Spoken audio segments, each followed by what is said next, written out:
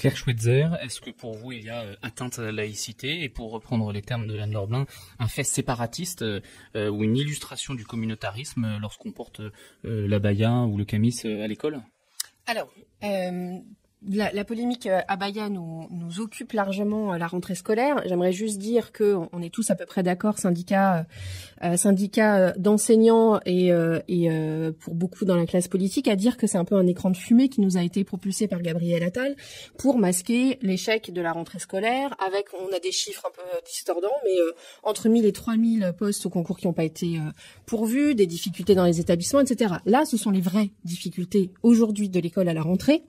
On a porté des mesures, c'est les difficultés liées à l'inflation. Les parents ont du mal à acheter des fournitures scolaires. À titre d'information, on a lancé une proposition à la ville d'Angers pour justement faire des fournitures gratuites. Donc ça, ce sont les vrais sujets.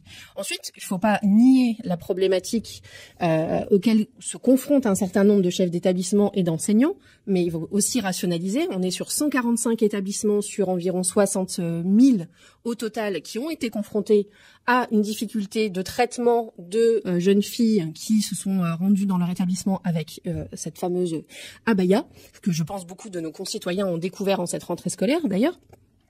Et il faut pas nier cette problématique-là.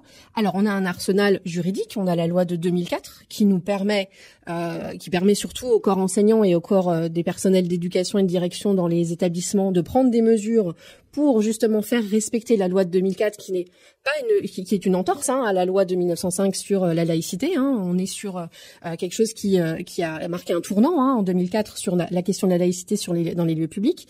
Et ces personnels d'éducation et de direction ont besoin, et ils l'expriment, d'un soutien sur ces questions-là pour voir comment est-ce qu'on fait et ne pas être désœuvré face à ces situations nouvelles pour certains à traiter. Donc il y a pas à mégoter sur le sujet et à se dire voilà, s'il y a abaya ou pas abaya, s'il y a un problème dans un état, il y a un sujet, mais il faut le mettre dans la hiérarchie des sujets, c'est-à-dire qu'il y a le gros sujet de la rentrée, des difficultés de l'école, l'inflation. Pour vous, c'est un sujet mineur, écran de fumée. Oui, c'est un sujet mineur, ça a été un écran de fumée. Enfin, voir la campagne de communication de Gabriel Attal, qui a convoqué la presse dans 8 établissements pour dire voilà, regardez, puis l'image qu'on a tous vue de policiers devant un établissement à contrôler les enfants qui rentrent. Enfin, c'est l'école de la République, c'est une école d'émancipation. On y met des policiers. Enfin, la dernière fois que j'ai vu cette image-là, c'est pas ça. Là, je vous redonne la parole, Claire Schweitzer, mais est-ce que c'est un écran de fumée aussi vous partagez ce point de vue-là? Non, mais c'est cette polémique abaya lancée par le gouvernement. Non, mais ce qui est certain, c'est qu'il y a d'autres sujets qui a trait à la rentrée scolaire, c'est évident, notamment l'accueil de tous les enfants en situation de handicap. C'est un vrai sujet, on n'en a absolument pas parlé. Le manque d'enseignants aussi, les fermetures de classes qui ont aussi lieu dans nos territoires. Donc évidemment, il y a des sujets. Mais là, si on parle aujourd'hui de l'abaya, je pense pas que ce soit un sujet mineur.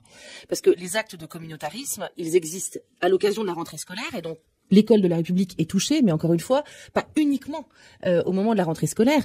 Et au moment de l'assassinat de Samuel Paty, on a quand même vu un certain nombre d'établissements touchés par des situations où les enfants refusaient la minute de silence.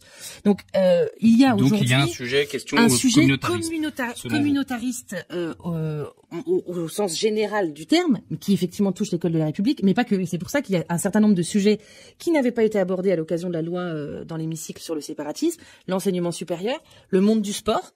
Et on a vu aussi que, notamment, le port du voile, etc., lors des compétitions sportives, ce que nous avons soulevé, les Républicains, n'a absolument pas été abordé non plus. Donc, il y a des vraies situations aujourd'hui, et je crois que au-delà de cette situation sur le port ou pas du voile et de l'abaya, il y a cette question profonde que nous devons nous poser. Comment on arrive à assumer notre héritage judéo-chrétien, qui est aujourd'hui là la question. Et à force de renoncement permanent, on en arrive à ces démonstrations de force et ces communautarismes qui grandissent au sein de la République et de la France surtout. Donc Claire Schweitzer, je vous redonne la parole et je reviens finalement à cette première question. Est-ce que c'est un fait séparatiste selon vous, une atteinte à la laïcité et une illustration du communautarisme que vient de nous répéter en fait Anne Lorblin? Quand j'entends Anne Lorblin, moi je vois un autre séparatisme, se revendiquer systématiquement d'une culture judéo-chrétienne pour ensuite stigmatiser une partie de la population, et en l'occurrence aujourd'hui ce sont les musulmans, les personnes musulmanes de confession musulmane ou qui sont apparentées à une culture musulmane, qui ne sont pas forcément des religieux ou des pratiquants, Là, on a aussi un vrai danger dans notre pays de stigmatiser cette population, de diviser sur ce sujet-là, en prenant 145 cas qui ont eu lieu dans les derniers mois, dans les dernières années, sur ces cas-là d'abaya. Donc on a un vrai danger de division au sein de notre pays, auquel nous ne souhaitons pas participer. Il n'y a pas d'attaque à avoir vis-à-vis de la communauté musulmane qui se sont systématiquement attaqués sur ces faits-là, alors que il y a certainement d'autres séparatismes. On parlera du séparatisme des riches peut-être à un autre débat, mais il y en a d'autres. Il y a d'autres communautés sur lesquels il faut que nous fassions très attention aussi dans notre pays, parce que la division, elle n'est pas que religieuse dans notre pays. Donc faisons attention aussi à ne pas diviser, à ne pas stigmatiser, et aussi il faut soulever la question du corps des femmes, qui est encore une fois mis à l'amende, c'est-à-dire que l'année dernière, c'était, je sais plus, c'était peut-être pas le pape Ndiaye, mais c'était peut-être son prédécesseur Blanquer qui stigmatisait le crop top. Alors là, les filles s'habillent avec des vêtements trop courts, là, elles s'habillent avec des vêtements trop longs, donc il faut faire aussi attention à ce qu'on dégage. L'école de la République, c'est l'école de l'émancipation. Elle accueille, elle est inclusive, elle doit accueillir en son sein, et c'est au sein de l'école qu'on trouvera les clés pour justement permettre à peut-être des jeunes filles de s'émanciper de ces questions religieuses. C'est ça la question, c'est l'école de la République, c'est pas l'école de la judéo-chrétienté, je suis désolée, c'est l'école de la judéo-chrétien, il existe actuellement. Mais il n'est pas dans la Constitution et ce n'est pas l'école de la République à laquelle moi je crois. Ça nous ferait des remparts. Non, parce que justement, on n'est pas sur un aspect communautaire dans notre République.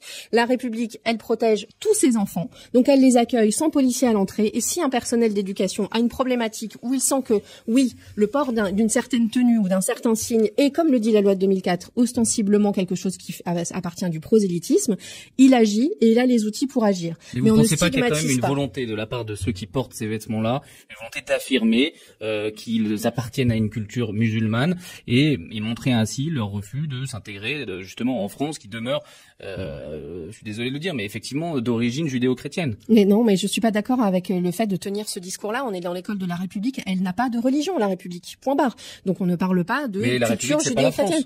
Comment ça, c'est pas la France? L'école, c'est l'école de la République, et la République a des principes, et il n'y a pas à avoir de distinction entre les sexes, l'origine ethnique ou les religions dans l'école de la République. Donc s'il y a des personnes qui sont effectivement détectées par des chefs d'établissement qui disent oui, moi je porte une robe, je porte une abaya parce que je veux revendiquer ma culture musulmane, eh bien là l'école de la République, elle a un message à dire. Eh bien ici, tu ne le fais pas, on va expliquer pourquoi, parce qu'ici on est sur l'école de la République qui émancipe, et rejeter ces enfants-là, rejeter ces filles-là, c'est peut-être les amener à aller dans des écoles confessionnelles où il y aura la possibilité de porter ça, et peut-être qu'on les perd justement, et que la République les perd, et ça c'est un vrai danger.